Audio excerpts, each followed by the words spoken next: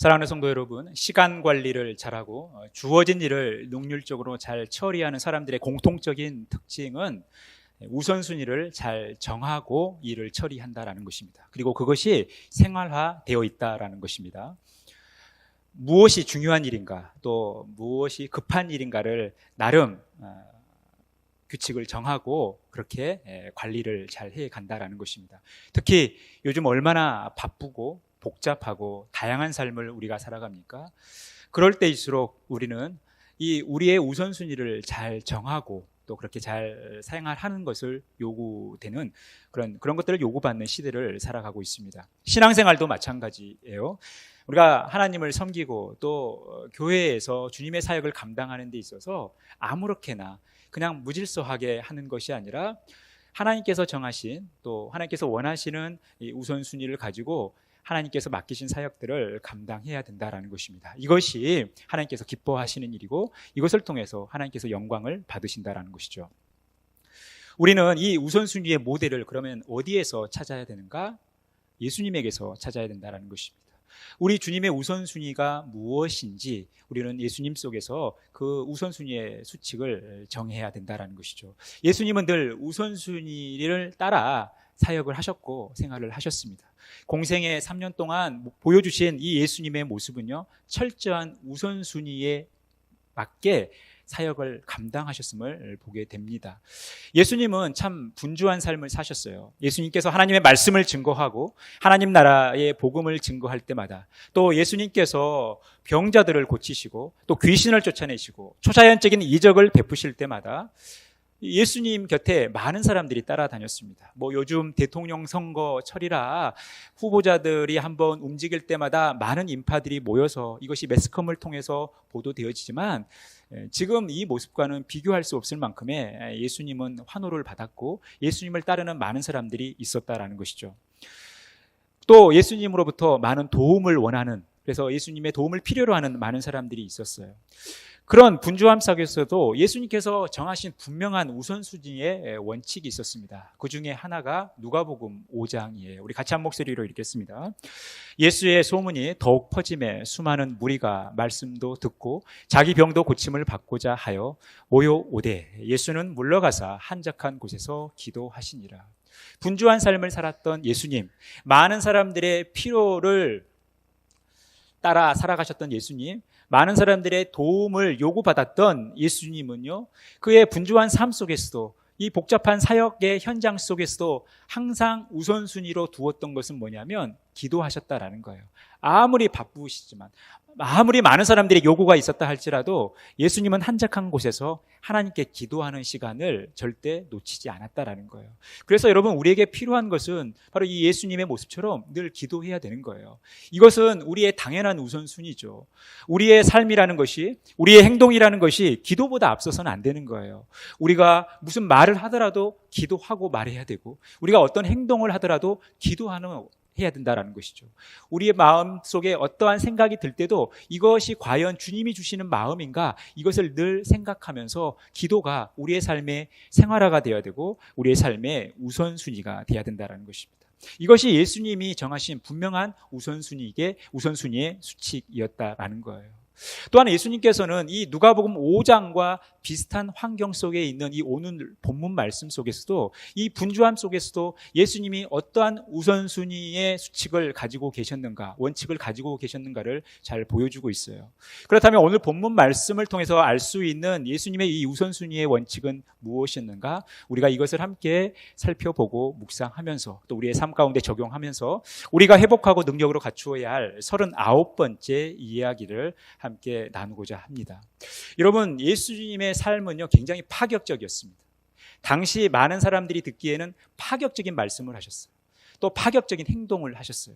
그러다 보니까 예수님을 따르는 많은 무리들이 있었지만 또 예수님의 안티들도 굉장히 많았다는 거예요. 왜냐하면 이 예수님의 말씀과 예수님의 행동은 당시 있었던 사람들의 상식과 또 일반 정서를 다 뛰어넘는 행위였기 때문에 예수님의 이 모습은 굉장히 많은 사람들로부터 주목을 받았던 것입니다.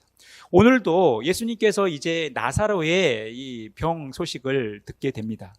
나사로의 발병 소식을 듣고 예수님의 모습은요, 상당히 파격적인 모습을 보여주고 있다는 것입니다. 어떤 모습입니까? 6절 말씀이에요. 우리 같이 한 목소리로 읽겠습니다. 나사로가 병들었다 함을 들으시고 그 계시던 곳에 이틀을 더 유하시고. 예수님은 나사로가 병들었다는 소식을 듣습니다. 그런데 그 계시던 곳, 즉 세례 요한이 세례를 처음 베풀었던 그곳에 이틀을 더 유하시는 거예요. 여러분, 예수님의 이 모습을 보면서 여러분들은 어떤 생각이 드십니까? 이 예수님의 모습은 일반적인 모습입니까? 나사로의 발병 소식을 듣고 예수님께서 여유 있게 이틀을 그곳에서 더 유하시는 그 예수님의 모습은요, 정상적인 모습으로 보여집니까? 우리가 충분히 공감 가는 모습이에요. 여러분들은 마음이 너그러우셔서 이 예수님의 모습이 굉장히 이해가 될 수 있지만 저는 이해가 되지 않습니다. 왜 예수님은 이렇게 행동하셨을까요? 특히 나사로와 예수님은 보통 관계가 아니거든요. 여러분 5절 말씀 보시면요, 예수께서 본래 마르다와 그 동생과 나사로를 사랑하시더니. 예수님은 나사로를 사랑했습니다. 그러니까 나사로와 예수님은 특별한 관계예요. 예수님이 물론 많은 사람들, 모든 사람들을 다 사랑하셨겠지만 특별히 나사로를 더 사랑하고 있는 모습을 보여주는 거예요.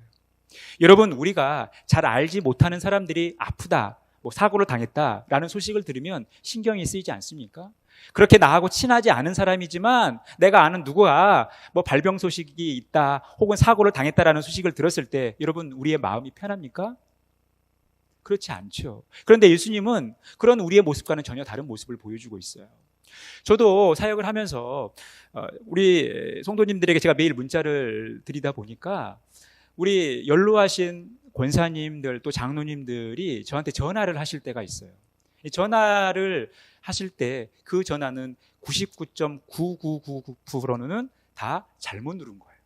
문자를 확인하시는 과정 속에서 통화 버튼이 누러져서 잘못 걸려온 전화입니다. 한 2년을 겪어보니까 이제 그 확률이 더 높아지고 있어요. 거의 100%에 임박하고 있습니다. 그런데 신경은 쓰이는 거예요. 예를 들어서 낮에 전화가 왔을 경우에는 괜찮은데 밤 10시가 넘어서 11시가 넘어서 새벽 4시 반에 전화가 올 때가 있습니다. 그러면 신경이 쓰이는 거예요. 아, 잘못 걸린 전화일 거야 라고 생각을 하지만 신경이 쓰이는 거예요. 왜냐하면 혹시 갑자기 어디가 아프신가? 혹시 걸어 다니시다가 넘어지시라도 하셨나? 늘 걱정이 되는 거예요. 전에 섬기던 교회에서 새벽 1시에, 12시에, 3시에 응급실로 뛰어간 적이 있거든요. 그러다 보니까 이게 마음을 놓을 수가 없어요. 특히 우리 연로하신 우리 성도님들의 전화가 이건 잘못 걸린 전화라고 거의 확신하지만, 그래서 한 번 걸린 전화 급하면 한 번 더 오겠지 하면서 기다리고 나중에 아침에 최종 확인을 통해서 이제 다 확인을 하지만 신경이 쓰이는 거예요. 여러분, 이 연약한 목사도 성도들의 어떤 이런 소식들을 들으면 마음이 편치 않은 거예요. 신경이 쓰이고 예민해지는 거예요. 그런데 저보다 훨씬 훌륭하고 위대하신 예수님이 지금 그분이 사랑하셨던 나사로의 이 발병 소식을 듣고 너무나 태연하지 않습니까? 어떻게 이틀이나 더 유할 수 있어요? 어떻게 이렇게 시간을 끌 수 있어요? 당장이라도 가셔서 이 나사로의 발병 소식을 듣고 나사로의 병을 치료하는 것이 여러분, 우리가 예수님으로부터 기대하는 모습 아닙니까? 우리의 일반적인 정서 아닐까요? 그런데 예수님은 그렇게 행동하고 있지 않다라는 거예요. 당시 사람들로서는, 당시 제자들이 보기에는 파격적인 모습이었다라는 거예요.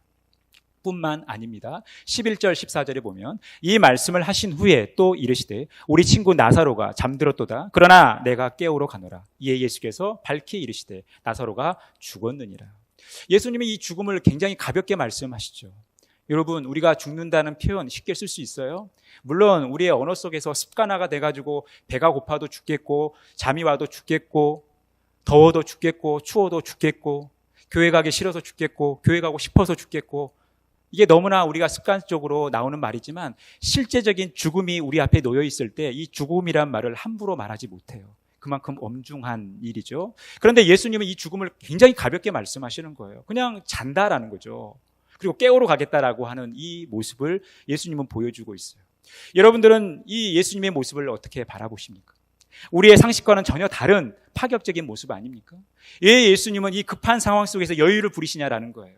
왜 예수님은 모든 사람들이 엄중하게 생각하는 이 죽음의 문제를 잠자는 정도로 가볍게 여기시냐라는 거예요. 우리는 예수님의 이해할 수 없는 이 모습을 보게 됩니다. 그렇다면 예수님은 왜 이와 같은 행동을 하시냐라는 겁니다. 우리가 이것을 함께 고민해 보는 거예요. 뿐만 아니라 예수님은 제자들과의 관계 속에서도 이해할 수 없는 행동을 하시죠. 7절 말씀해 보니까 그 후에 제자들에게 이르시되 유대로 다시 가자 하시니, 이 예수님의 말씀은 극히 당연한 말씀이에요. 왜냐하면 이 베단이라는 곳이 예루살렘 외곽에 있기 때문에 지금 나사로가 살고 있는 베단이로 가려면 유대 땅으로 가야 되는 거예요. 그러니까 유대 땅으로 가는 것은 굉장히 당연하지만 문제가 생겼어요. 문제가. 제자들이 만류하는 거예요. 8절 말씀해 보니까 제자들이 말하되 랍비여, 방금도 유대인들이 돌로 치려 하였는데 또 그리로 가시려 하나이까. 여러분, 예수님은 지금 나사로의 이 병 소식을 듣고 나사로에게 가셔야 되는 것은 극히 당연하고 자연스러운 거죠. 당연히 나사로에게 가려면 유대 땅으로 가야 되는 거예요. 그 베다니에 가기 위해선 정말 예수님이 말씀하신 대로 유대 땅으로 가야 되지만 제자들이 만류하는 거예요. 이유는 예수님의 이 파격적인 모습 속에서 예수님을 따르는 많은 사람들이 있었지만 또한 안티들이 생겨났던 거예요. 그러다 보니까 예수님이 신성모독한다라는 거죠. 그래서 예수님을 돌로 쳐서 죽이려고 하는 거예요. 그러니까 제자들로서는 예수님이 지금 유대 땅으로 간다라는 것은 예수님을 반대하는 사람들의 이 반발로 돌에 맞아 죽을 수도 있는, 생명을 걸고 가야 되는 아주 중요한 사안인 거예요. 물론 나사로에게 가는 것은 맞지만 예수님의 신상을 생각하면 이게 굉장히 좀 위험한 일입니다.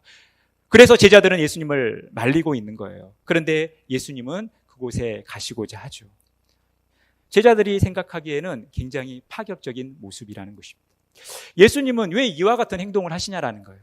보통 사람들의 정서를, 상식을 뛰어넘는 이런 파격적인 모습을 우리에게 보여주시는 이유가 어디에 있냐라는 거예요. 우리는 오늘 그 이유를 찾아보는 겁니다. 그 이유가 무엇일까요? 4절 말씀이에요. 우리 같이 한 목소리로 읽겠습니다. 예수께서 들으시고 이르시되 이 병은 죽을 병이 아니라 하나님의 영광을 위하며 하나님의 아들이 이로 말미암아 영광을 받게 하려 함이라 하시더라. 지금 예수님께서는 이 나사로의 병의 원인이 어디에 있는지를 분명히 말씀하고 있어요. 이 병은 죽을 병이 아니라는 거예요. 하나님의 영광을 위하고 예수 그리스도로 말미암아 하나님이 영광을 받게 되는, 예수님을 통해서 하시고자 하는 하나님의 일이 있다라는 거예요. 지금 예수님은 무엇을 생각합니까? 하나님의 일을 생각하고 있는 거예요. 이미 요한복음 9장에서 나면서부터 시각장애인으로 태어난 사람에 대해서 제자들이 묻는 거예요. 예수님, 저 사람이 왜 시각장애인으로 태어났습니까? 부모의 죄입니까? 아니면 자신의 죄입니까? 물어요. 그때 예수님께서 뭐라고 대답하셔요? 9장 3절에 보니까 예수께서 대답하시되 이 사람이나 그 부모의 죄로 인한 것이 아니라 그에게서 하나님이 하시는 일을 나타내고자 하심이라. 이 나면서 시각장애인으로 태어난 이 사람 역시도 그냥 누구의 죄 때문이 아니라는 거예요. 이것은 하나님의 일을 나타내고자 하는 거라는 거예요. 여러분, 우리가 어떤 상황을 맞이하여 어떤 일들을 행할 때, 어떤 삶이 우리에게 다가왔을 때, 그 상황 가운데 있을 때 우리가 반드시 기억해야 될 것은 뭐냐면 그 문제의 원인을, 그 이유를 꼭 찾으려고 하지는 마시라는 거예요. 우리가 어떤 상황 속에 직면해 있을 때 가장 먼저 생각해야 될 것은 하나님의 일이라는 거예요. 이 일을 하나님께서 나에게 허락하신 이유가 무엇일까? 하나님께서 이 일을 통해서 무슨 일을 하고 싶으신 걸까? 하나님은 이 일을 통해서 무엇을 나타내고자 이 일들을 나에게 허락하셨고 이 일을 하게 하실까라는 것을 생각하라는 거예요. 지금 예수님은 무엇을 생각했다라는 거예요? 하나님의 일을 생각하신 거예요. 하나님께서 분명한 목적이 있다라는 것이죠. 하나님께서 영광을 받으시는 일이 있다라는 거예요. 그래서 예수님께서 그 일을 위해서 하시고자 하는 일이 있다라는 것이죠. 예수님은 나사로의 발병 소식을 들으면서 그걸 본 거예요. 하나님의 일을 본 거예요. 그러니까 하나님의 일을 봤기 때문에 이 일이 왜 진행되어졌고 이 일을 위해서 내가 어떻게 행동해야 할지를 분명히 아셨다라는 거예요.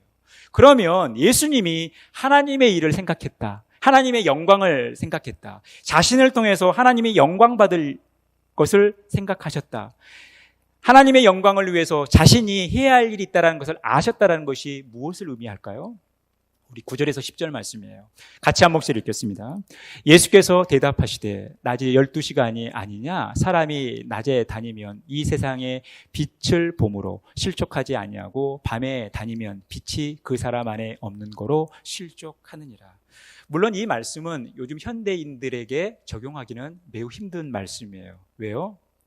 요즘은 서울 같은 대도시는 밤과 낮이 구분이 없죠. 다 등이 있기 때문에 어두워서 밤에 다니다가 넘어지시는 분들은 별로 없어요. 그런데 예수님이 활동하는 당시만 하더라도 낮에만 다니지 밤에는 다닐 수가 없는 거예요. 예수님께서 생각하기에는 환한 사람들이 활동하기에 적절한 시기는 이 12시간이라는 거예요. 지금이 그 시간이라는 거예요. 지금이 예수님이 움직이셔야 될 시간이라는 거예요. 그러니까 예수님은 지금 본인이 움직이셔야 할 때를 아셨던 거죠. 이게 무엇을 의미합니까? 예수님은 하나님의 때를 아셨던 거예요.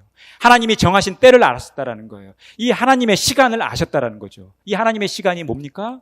헬라어로 카이로스의 시간이에요. 우리가 크로노스의 시간 속에 살아가지만 우리가 집중해야 될 것이 바로 이 카이로스의 시간, 하나님의 특정한 시간이라는 거예요. 그러니까 예수님께서 움직이셔야 할 때가 제자들이 생각하기에는 또 당시 많은 사람들이 생각하기에는 나사로의 발병 소식을 듣고 그때 움직이셔야 할 그런 상황이라고 사람들은 판단할 수 있지만 예수님은 그때 바로 움직이지 않았던 거예요. 이틀이라는 시간을 더 보낸 거죠.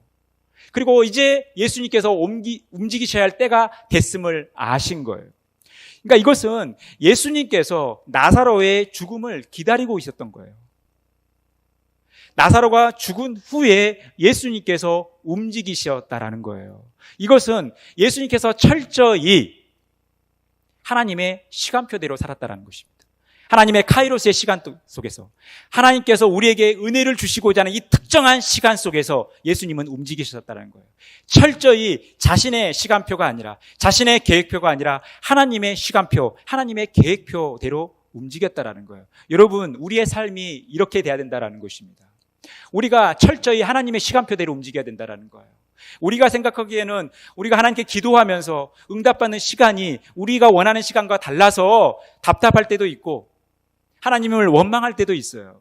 그런데 하나님께서 우리에게 기도 응답을 하는 그 시기도 하나님이 정하신 때, 하나님께서 적정하게 생각하시는 때가 있다는 거예요. 그래서 우리가 이 카이로스의 시간의 감각을 가져야 된다는 거예요.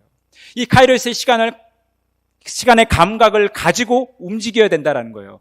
예수님께서 그러신 것처럼 우리는 철저히 하나님의 시간표대로 움직여야 된다는 거예요. 예수님의 지금 우선순위는 거기에 있었던 거예요. 예수님의 우선순위는 하나님의 일을 생각하고 하나님의 시간표대로 움직였다는 것입니다. 그러면 예수님께서 하나님의 시간표대로 움직였다라는 것이 또한 의미한 게 무엇입니까? 15절 말씀이에요. 우리 같이 한 목소리로 읽겠습니다. 내가 거기 있지 아니한 것을 너희를 위하여 기뻐하노니 이는 너희로 믿게 하려 함이라. 그러나 그에게로 가고자 하시니.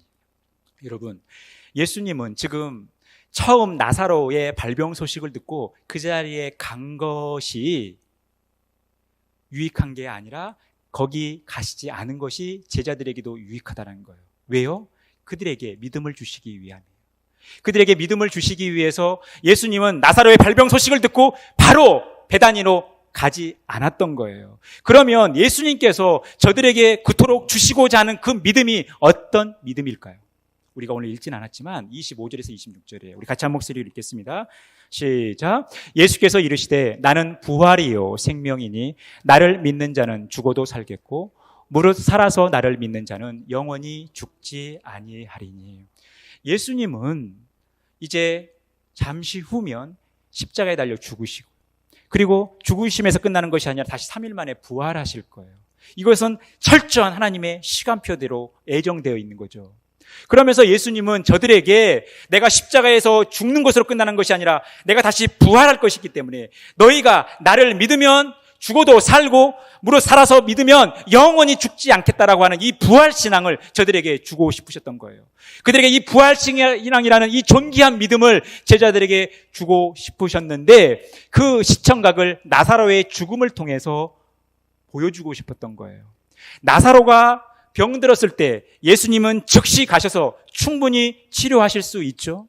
그동안 예수님께서 병을 고친 환자만 몇 명입니까? 귀신을 쫓아내는 사람만 몇 명이에요? 예수님께서 행하신 이적만 몇 번입니까? 예수님은 충분히 나사로의 병을 고치실 수 있어요. 당장 뛰어가서 우리처럼 빨리 가서 긴급히 가서 나사로의 병을 고치실 수 있었지만 예수님은 그렇게 하지 않으셨어요. 왜요? 나사로의 병을 고치는 것보다 더 큰 믿음, 더 귀한 믿음이 저들에게 필요한 거죠. 그 믿음이 뭡니까? 부활신앙이라는 거예요. 여러분, 우리가 하나님을 섬기는 데 있어서 조급할 때가 있어요. 내가 생각하기에는 이렇게 했으면 좋겠는데, 하나님이 역사하시는 걸 이렇게 해주셨으면 좋겠는데 하는 생각이 있지만 그 우리의 생각과 하나님의 생각이 다르다라는 거죠. 예수님은 더 큰 계획이 있었던 거예요. 예수님은 제자들이 생각하기보다 더 멋있는, 더 완벽한 그림이 있었던 거예요. 여러분, 대표적인 이 도마를 보십시오. 디두모라고 하는 도마가 다른 제자에게 말하되 우리도 주와 함께 죽으러 가자 하니라. 여러분, 얼마나 멋있습니까? 얼마나 용맹스러워요. 죽음을 두려워하지 않는 저 모습, 여러분 얼마나 도마의 모습 속에서 우리는 멋진 믿음의 모습을 보게 됩니까? 그런데 예수님은 이 도마의 믿음에 머물러 있기를 원치 않았어요. 여러분, 도마가 나중에 어떻게 됩니까? 부활하신 예수님의 모습을 보면서 뭐라고 해요? 요한복음 20장 25절이에요. 우리 같이 읽겠습니다. 다른 제자들이 그에게 이르되 우리가 주를 보았노라 하니 도마가 이르되 내가 그의 손에 못자국을 보며 내 손가락을 그 못자국에 넣으며 내 손을 그 옆구리에 넣어보지 않고는 믿지 아니하겠노라 하니라. 죽음을 불사하며 예수님을 따르겠다 하고 했던 도마의 믿음, 그 믿음은 얼마 안 가서 이렇게 떨어지는 거예요. 그는 부활을 믿지 않았던 거예요. 예수님께서 부활하실 거라고 말씀하셨지만 그 예수님의 말씀을 믿지 않았던 거예요. 그러니까 예수님은 이런 연약한 믿음, 한계가 있는 믿음을 가지고 있는 이 제자들에게 부활신앙을 알려주고 싶었던 거예요. 그래서 예수님은 이틀을 더 유했던 거죠. 왜요? 나사로가 죽어야만 하니까. 나사로가 죽어야 다시 살아나니까, 나사로가 죽어야 다시 부활하니까, 이것을 통해서 하나님의 일을 예수님이 나타내시니까 예수님은 그때를 기다렸던 거예요. 우리는 처음 나사로의 발병 소식을 들은 예수님의 반응을 보면서 답답해할 수도 있어요. 예수님 빨리 가셔야지, 이게 무슨 일입니까? 가서 빨리 나사로의 병, 예수님 나사로 사랑하지 않습니까? 그렇게 사랑하는 나사로가 병들어 죽게 내버려 두시겠습니까? 라고 말할 수 있었지만 예수님은 큰 계획이 있었던 거예요. 나사로를 통해서 예수님께서 앞으로 가셔야 할 그 길을 아셨던 거예요. 이게 바로 예수님의 사명이었던 거예요. 그러니까 여러분, 사명이라는 것은 철저히 하나님의 시간표대로 움직이는 게 사명이에요. 그런데 이 사명과 반대되는 말이 뭡니까? 생존이에요, 생존. 이 생존은 나의 시간표대로 움직이는 거예요.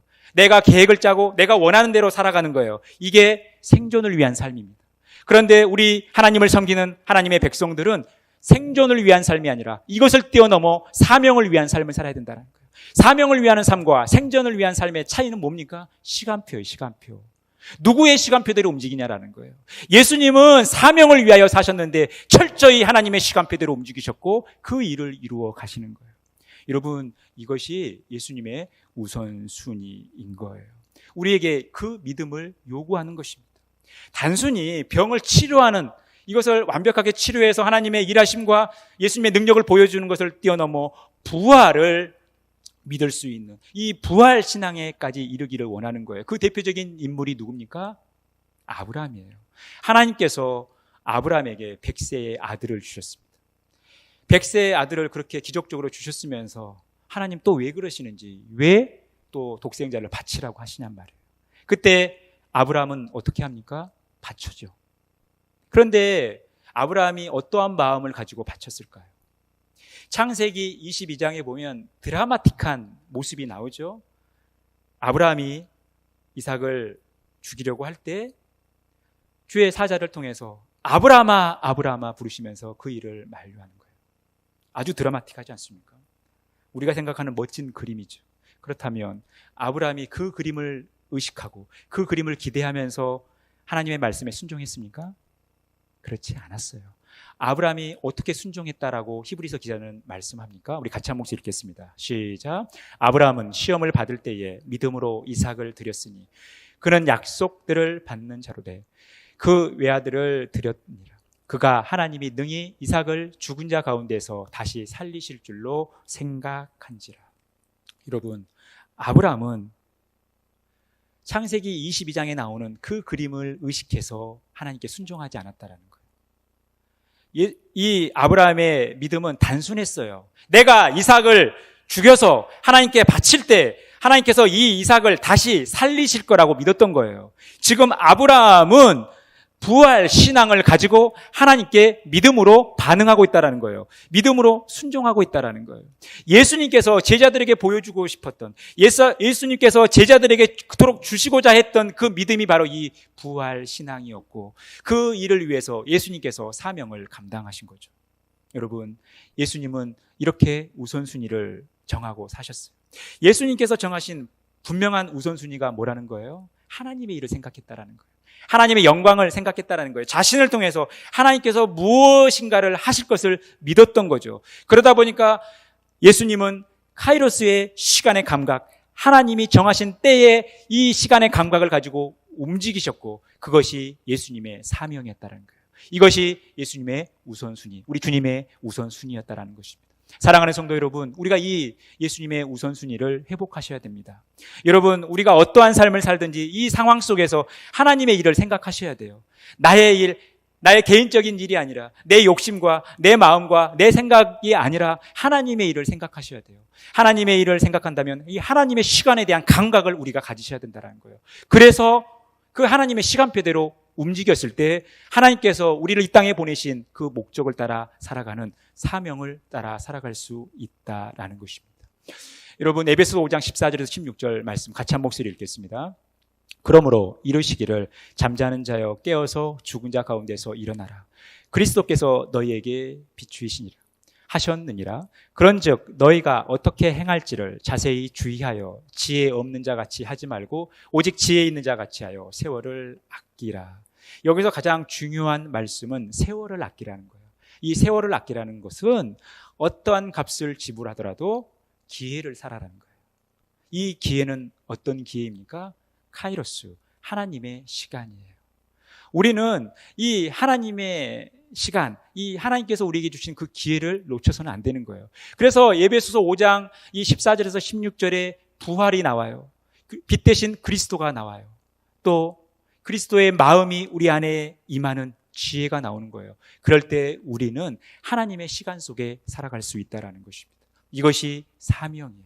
우리가 하나님께서 우리에게 주신 그 기회들을 놓치지 않고 하나님의 영광을 위하여 살아가는 것이 바로 우리의 사명이라는 거예요. 그래서 우리는 분명한 우선순위를 정하고 살아가야 되는 그런 삶이라는 것입니다. 우리가 이 주님의 우선순위를 회복하셔야 되는 것입니다.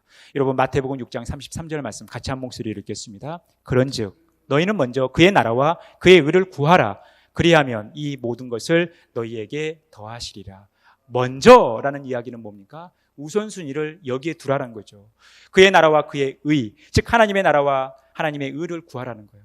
하나님의 통치와 다스림, 하나님과의 관계에 우리의 모든 우선순위를 두라는 거예요. 그러면 나머지 모든 것들을 하나님께서 더해 주신다라는 거예요. 우리는 생존을 위해 살아가는 거예요. 그 생존을 위해, 그것을 위해 우리가 기도하지 않습니까? 하나님, 이것도 주세요, 저것도 주세요, 이것도 주셔야 됩니다, 저것도 주셔야 됩니다. 그래야 우리가 삽니다. 여러분, 우리가 얼마나 우리의 생존을 위한 것을 하나님께 구합니까? 그런데 예수님께서는 그렇게 말씀하지 않아요. 너희가 생존을 위해 구하는 것들이 있지만 너희들이 먼저 구해야 될 것은 하나님의 나라, 그 통치와 다스림, 하나님과의 관계, 이것을 구하라는 거예요. 그러면 우리의 생존에 필요한 모든 것들을 다 허락해 주신다라는 거예요. 여러분, 이것이 우리 그리스도인들이 살아가는 방식입니다. 여러분, 우리가 이 생존을 위해서 얼마나 살아갑니까? 얼마나 중요합니까? 여러분, 지금 이 시대를 살아가면서 우리 가장들의 무게가 얼마나 무거워요. 그 어깨에 얼마나 많은 무거운 짐을 안고 다닙니까? 출근하기 싫어도 저 자식 생각해서 회사 출근해야 되고, 하기 싫은 사업, 자식들, 가족들 생각해서 억지로 해야 되고. 여러분, 이것이 이 시대를 살아가는 우리 가장들의 모습 아니에요? 어머니들은 어떻습니까? 자식들을 위한 거라면 어떤 것도 희생하는 것을 아까워하지 않고 어떤 부끄러움도 개의치 않는 것이 우리 부모된 모습들 아닙니까? 왜 그렇습니까? 우리가 생존 때문에 우리가 살아야 하니까 이렇게 살아가는 거예요. 이게 우리의 자연스러운 모습인데 우리는 이 생존을 위한 삶보다 더 차원이 높은 사명을 위하는 삶을 살아야 되는데 그 사명을 위하는 삶이 우리의 분명한 우선순위를 통해서 이루어지는 거예요. 예수님뿐만 아니라 사도 바울도 자신의 우선순위를 이렇게 고백합니다. 사도행전 20장 24절 말씀 같이 읽겠습니다. 내가 달려갈 길과 주 예수께 받은 사명 곧 하나님의 은혜의 복음을 증언하는 일을 마치려 하면은 나의 생명조차도 조금 더 귀한 것으로 여기지 아니하노라. 여러분, 우리가 가장 귀하게 생각하는 것이 우리의 생명 아닙니까? 우리가 살기 위해서 이렇게 몸부림치는 거 아니에요? 처절하게 살아가는 거 아닙니까? 하기 싫은 일 억지로 하는 거 아니에요? 그런데 그 생명조차도 조금 더 귀한 것으로 여기지 않았다. 뭐 때문에요? 사명 때문에. 사명을 더 우선순위로 뒀다라는 것. 이것이 바로 사도 바울의 삶이고 우리가 가야 할 우리의 삶이라는 것입니다. 날마다 사명을 위하여 하나님께서 우리에게 허락하신 이 우선순위를 잘 정하고 살아가시기를 간절히 바라겠습니다. 하나님께서 여러분들에게 주신 사명은 무엇입니까? 기도입니까? 사랑입니까? 섬김입니까? 구제입니까? 나눔입니까? 열정입니까? 여러분, 하나님께서 우리에게 맡기신 사명들이 있어요. 여러분, 우리가 이 사명을 감당한다는 것은 하나님이 정하신 분명한 우선순위, 하나님의 일을 생각하고 하나님의 시간에 대한 감각을 가지고 그 하나님의 시간표대로 살아갈 때 이것이 우리의 온전한 사명이 되는 거예요.